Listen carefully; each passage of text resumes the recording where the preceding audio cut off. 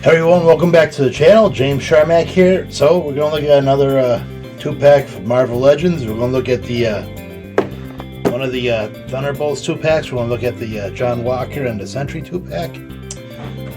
Obviously, if you watch the channel, I've done a couple of John Walker figures already, but this one's got a shield, and he's got a beard, so it is a little different. So we're going to see how it goes. And obviously, I don't have a Sentry figure, so take a quick tour around the box and we'll take a look at the figures.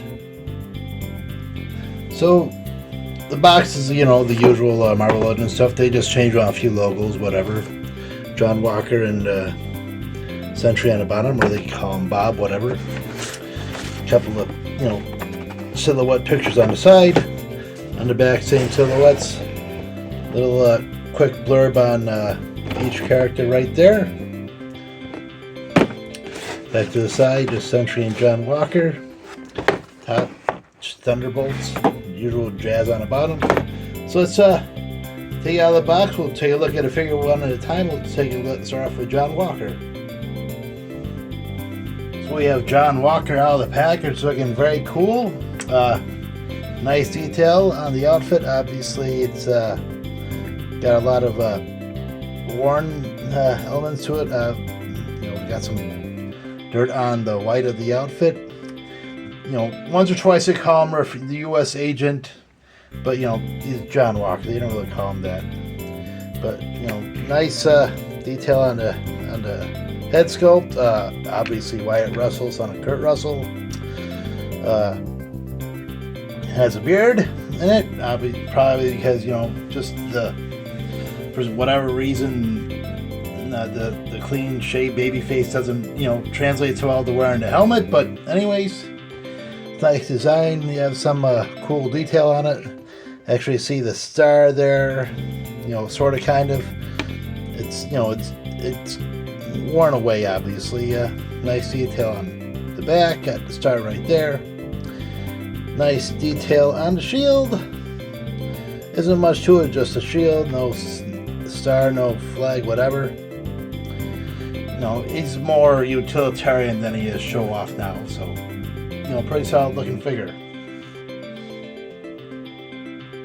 Now accessory wise, it doesn't come with much. It comes with a shield, obviously, no extra head, but it comes with 2 pairs of hands, 1 pair of fists, and more or less an open hand, and a hand you can put a gun with.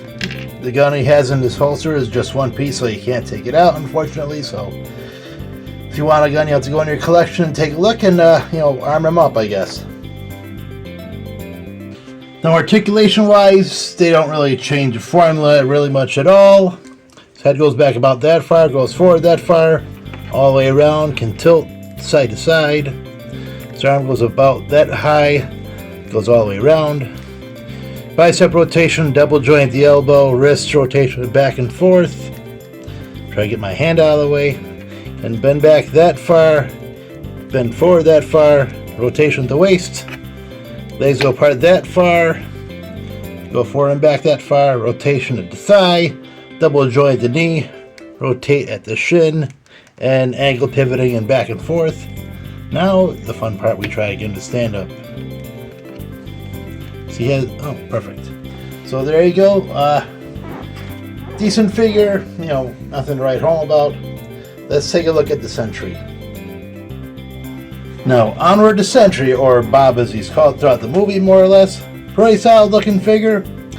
Obviously, they have him in the costume he wears towards the end, or the uniform, whatever, because he's supposed to be Project Sentry or whatever. So it's got nice detail on it, gold, blue, everything. Nice head sculpt of Lewis Pullman, son of Bill Pullman. A couple of sons of famous actors here. Cape, nothing much going on in the back, but nice blue going down, nice S on the belt. Obviously, Sentry is kind of the Marvel answer to Superman, technically, more or less, but he was originally one of those lost superheroes, I guess you could call them. Is that they more or less pulled them out because it's, well, okay, he's got a screwy backstory. probably going to take too long to get into it, but still, pretty nice looking figure. Probably would have been nice if it came with a flight stand or some kind of flight stand or something. I don't know.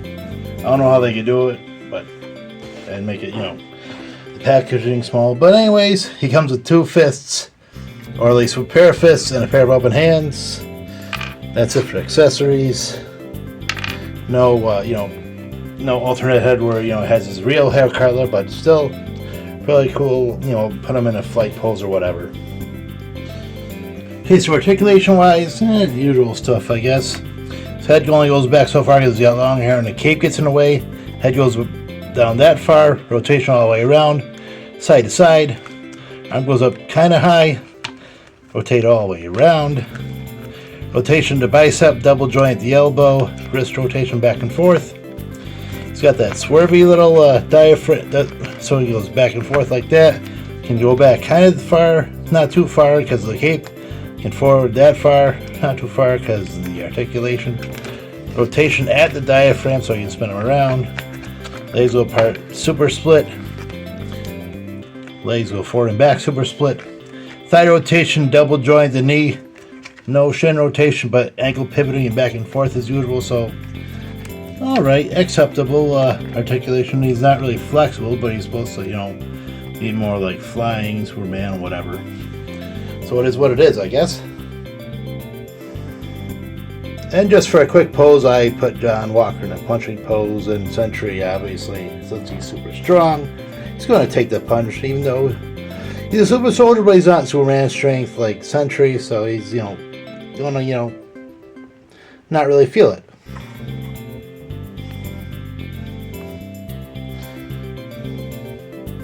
And for a point of reference, I put out the other 2 John Walker figures I have, the Captain America #2 and the U.S. Agent from the, both figures from Captain America and the Winter Soldier, or Falcon and the Winter Soldier, whatever you want to call it.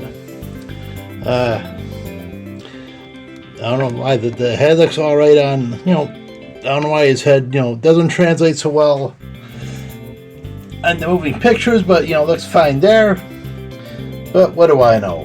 I'm just a guy that just, you know, talks about figures. I'm not an expert or anything. And here are some of the figures I have already for, you know, if I want to do a makeshift Thunderbolts.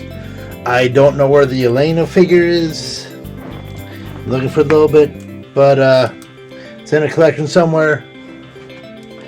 And but we will probably take a look at the new Elena figure anyway, so it is what it is. But anyways, looks pretty cool. You don't, you know, have an upgraded Bucky, but it is what it is.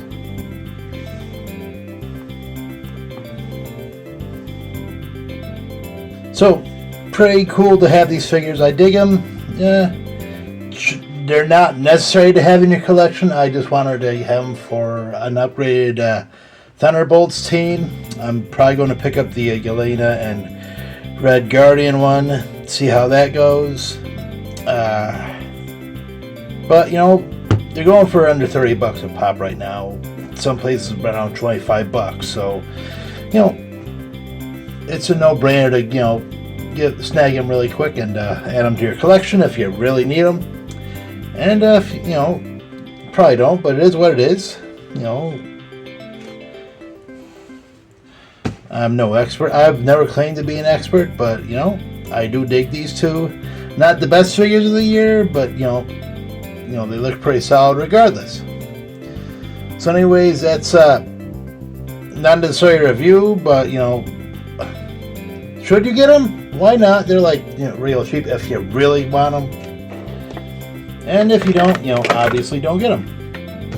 So, yeah, that's it for this review. Thank you guys for watching. Got some more reviews coming up if I get off my lazy rear and get them. Yeah, dealing with a cold right now, so my brain's a little wonky. So anyways, thank you guys for watching. Hope you did like it. And if you haven't done so, why not, you know, subscribe, whatever. I don't really care.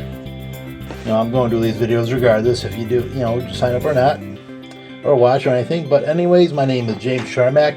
This has been the Nerd Room with J&J, and as always, keep on collecting. Happy hunting.